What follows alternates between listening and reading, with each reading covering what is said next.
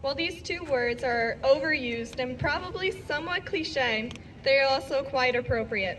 Every teacher, every parent, every student, every absolutely incredible principal, Mr. Swanson, this is for you, that we've stumbled upon has changed our lives in one way or another, and yet there is absolutely no bounty of words to accurately describe what all of you have meant to all of us.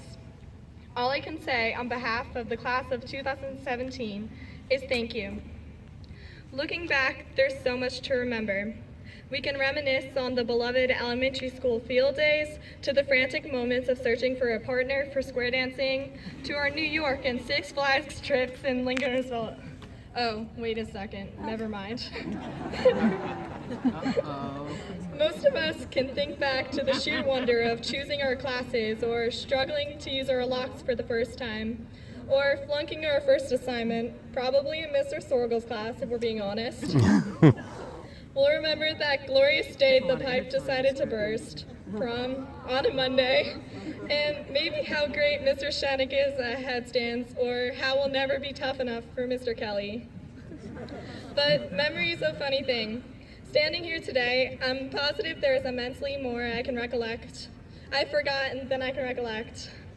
With all this being said, I know I can't speak for the past, especially when it's mostly a blur.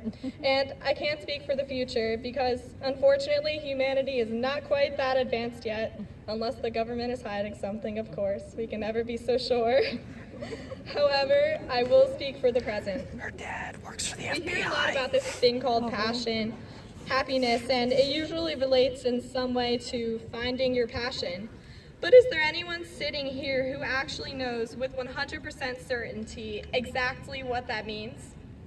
From what I understand, passion and happiness are only feelings, and feelings are constantly changing.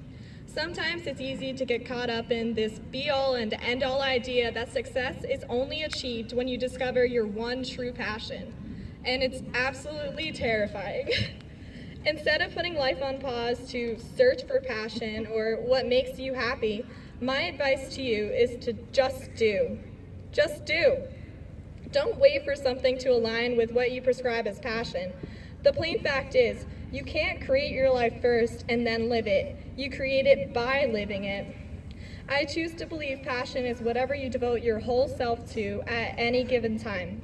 That way, no matter what you choose to do, as long as you give your entire heart to doing it, you're following your passion, or rather, your passion is following you. So scrap your bucket lists and 5-part life plans you mapped out on a napkin in the diner this morning. I say there is no magic key to happiness, and contrary to common thought, there is no such thing as singular passion. So you aren't exactly sure what you want to do with the rest of your life. Perfect, you're on the right track. After hearing this, do you want to switch gears completely and study comic art instead of astrobiology? Even better. Or maybe you want to run away to Mexico and never look back. Okay, never mind, too far. The point is this. Beginning today, we enter a world of infinite possibilities, continuous changes, and even more confusing ideas than a windowless school. You cannot possibly imagine what lies ahead, but why would you want to? I'm only a 17-year-old girl. You can tell by how long it takes me to get ready in the mornings. And while I don't have 100 years of wisdom and 2 wars under my belt, there is one thing I'm beginning to discover. You can't limit yourself to what you think makes you happy, because you might miss out on what actually does. Okay, I know what it's like to listen to lectures and need to just turn off the metaphorical hearing aid for a bit. How else do you think I got this far without frying my brain completely? But if you tune in at any time, tune in now. Here's what's really important. If you remember one thing from my speech today, remember this. Passion is in the moment you are in right now. It's in this speech I'm delivering to you, and not just because I said the word a million times. It's in this ceremony, it was in what you ate for breakfast this morning, and it will be in whatever follows. No matter how small or large the feat, the task is simply to forge the best possible today, and tomorrow will follow. Graduates, as you leave here today, Be sure to share your appreciation of all the people who made this worth the ride. Moving on, the only thing I'm not scared to admit is that I'm scared. But it's the connections we manufacture and maintain that make the daunting unknown slightly less daunting. Beginning today, we part from the comforts of halls filled with familiar faces and lifelong friends. And although it is uncertain when we may cross paths again, we all have one undeniable common thread: our time spent here at Roxbury, together. Roxbury is our history and our home, and although we will always share this unbreakable bond, we have new stories to fabricate. From here on out, in every moment, you choose your own story.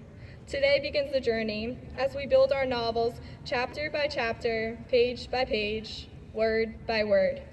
Today isn't the time to worry about tomorrows. Sometimes even great authors don't know the endings of their stories. The important part is to savor every chapter, every page, every word. Donovan Livingston beautifully phrased this in another speech, saying, "Our stories are the ladders that make it easier for us to touch the stars." So what will yours be? Congratulations, and remember, graduation is simply the first step. Let's make Roxbury proud. Thank you.